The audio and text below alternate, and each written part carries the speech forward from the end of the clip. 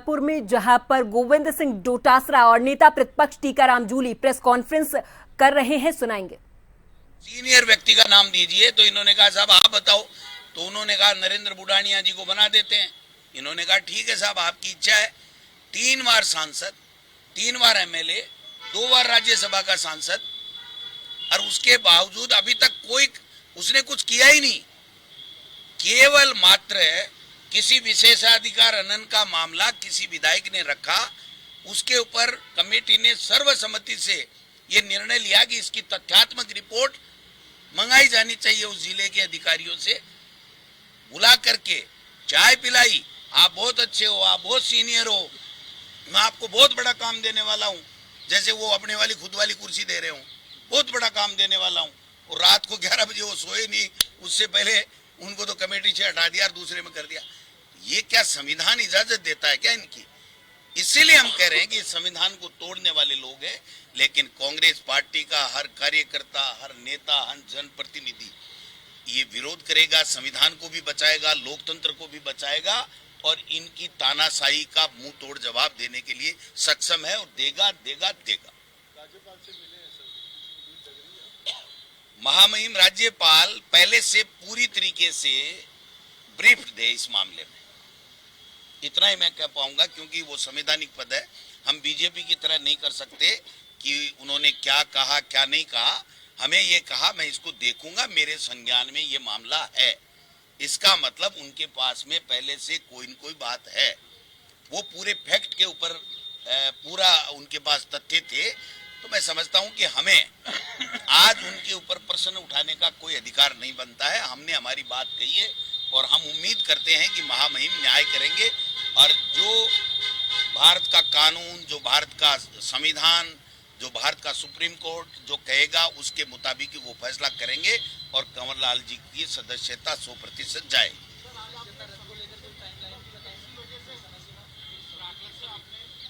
आप बताइए, ऐसे विधानसभा अध्यक्ष जो एक समिति के सीनियर व्यक्ति को 3 बार एमपी, 3 बार एमएलए, 2 बार राज्यसभा का मेंबर, उन्होंने खुद ने चयन किया कि मैं ये सीनियर आदमी इसको बनाना चाहता हूं, और उसने पेन नहीं टेका, उससे पहले उसको हटा दिया, तो फिर कोई तो पहल करेगा ऐसे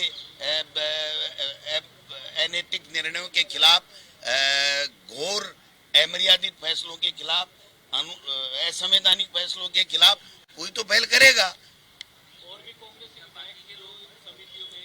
ये सब टीकाराम जूली जी सभी माननीय सदस्यों से बात करके जो भी इस दिशा में फैसला लेंगे वो हम सब के लिए लागू होगा। सर, ये राजेंद्र राठौर के दबाव में फैसला किया है क्या स्पीकर नरेंद्र बुढ़ानिया को हटाने? नहीं, देखिए उनके भारतीय भवन से पर्ची आ गई कि आपने ये क्या कर दिया। हम तो रोजाना ही विशेषाधिकार हनन करती है हमारी सरकार, तो हमारा तो काम ही है ये डबल इंजन का।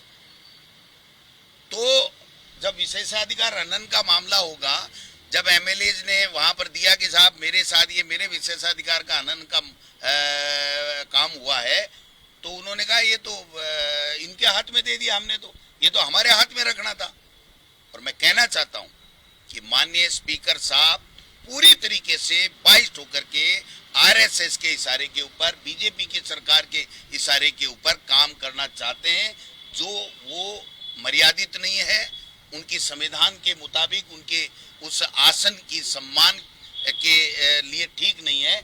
इसलिए हम लोग, उन्होंने अभी तो मैंने प्रतीकात्मक रूप से इस्तीफा दिया है, अगर इसी तरीके का उनका आचरण रहा तो कोई बड़ा फैसला भी हम सब लोग लेंगे।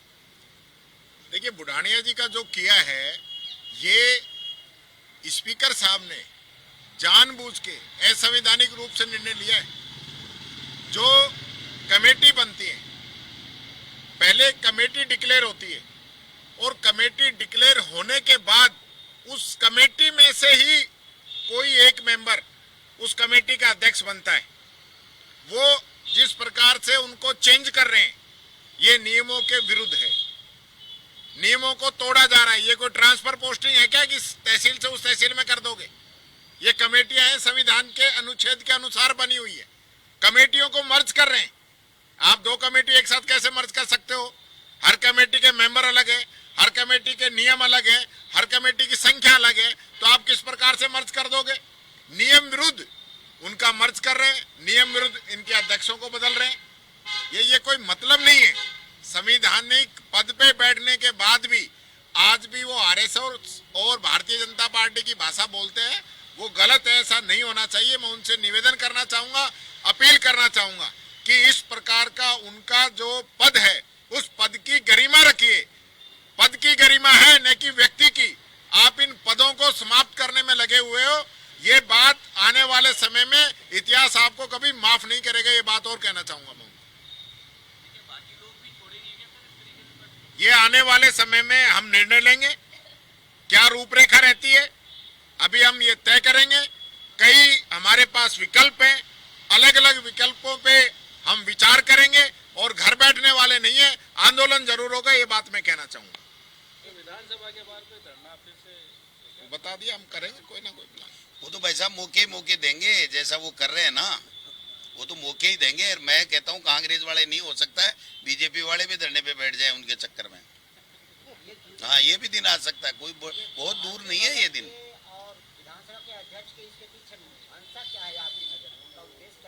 मनसा भारती भवन की पर्ची, डबल इंजन की सरकार, मेरी मर्जी है जैसे करूं। मैं तानाशाह हूं, मैं संविधान को नहीं मानता, मैं कानून को नहीं मानता, मैं परंपराओं को नहीं मानता।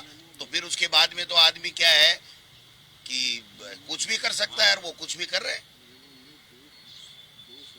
नहीं हो सकता, वही तो बता रहा।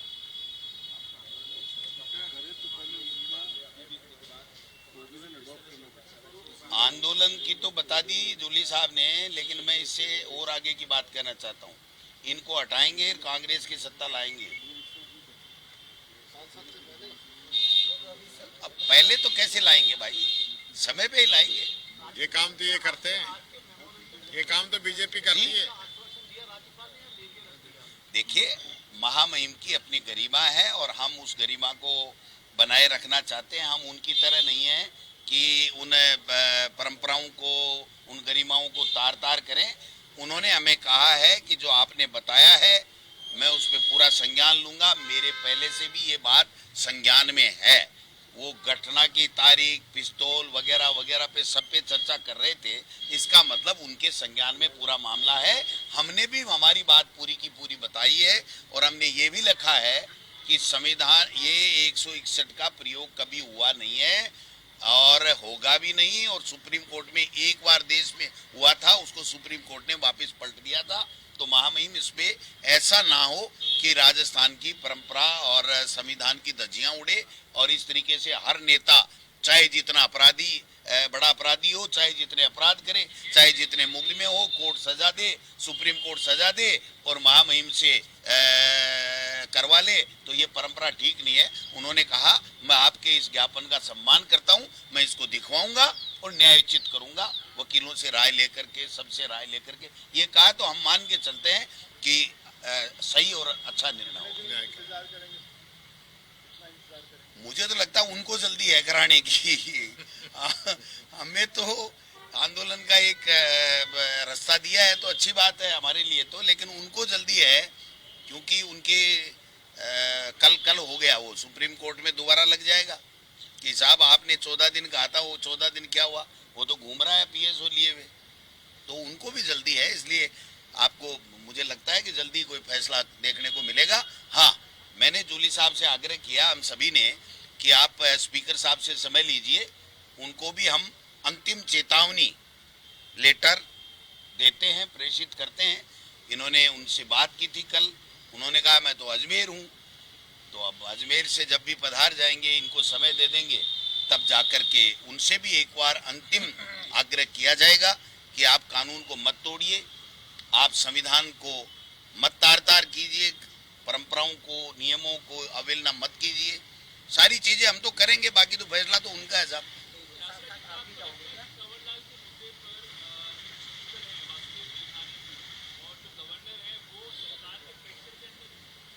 दो डबल इंजन की सरकार प्रेशर में है, दिल्ली भी प्रेशर में है और यहां भी है। वरना एक बात बताइए, ऐसी क्या बात आ गई कि सुप्रीम कोर्ट के 3 जजों की बेंच ने ये कह दिया कि आप अंदर जाइए। और उसके बावजूद भी आज कितने दिन से लिए बैठे हैं। अकेले कंवरलाल की औकात नहीं है कि वो इस तरीके से हाईजैक कर ले पूरे सिस्टम को और फैसला नहीं होने दे और देवनानी जी को अजमेर के लिए बिना काम ही रवाना कर दे। 100% डबल इंजन की सरकार, 100%। जब कानून मंत्री के यहाँ चर्चा चल सकती है, देश के कानून मंत्री के यहाँ, तो आप समझ सकते हो कि दोनों सरकारें शामिल हैं और मुख्यमंत्री को भी आज बुलाया है।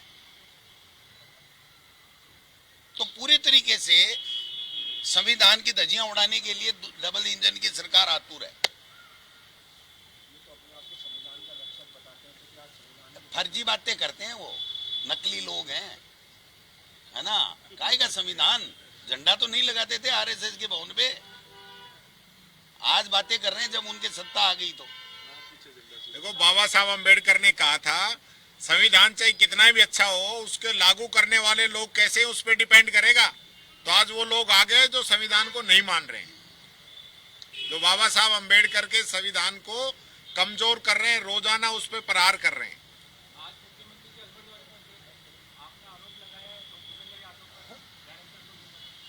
देखिए, वो मैंने वहां पे कह दिया, आज मुख्यमंत्री जी अलवर के अंदर गए, अलवर के लिए कोई बात ही नहीं कर पाए, वहां भी वही मोदी वाला भाषण, मोदी चालीसा पढ़ रहे हैं, मोदी जी की तारीफ कर रहे हैं और वहां पे कह रहे हैं कि नेता प्रतिपक्ष ट्विटर खेल रहे हैं। मैं उनसे कहना चाहूंगा, 1.5 साल में एक प्रेस कॉन्फ्रेंस तो करके दिखा। दूसरों पे आरोप लगाने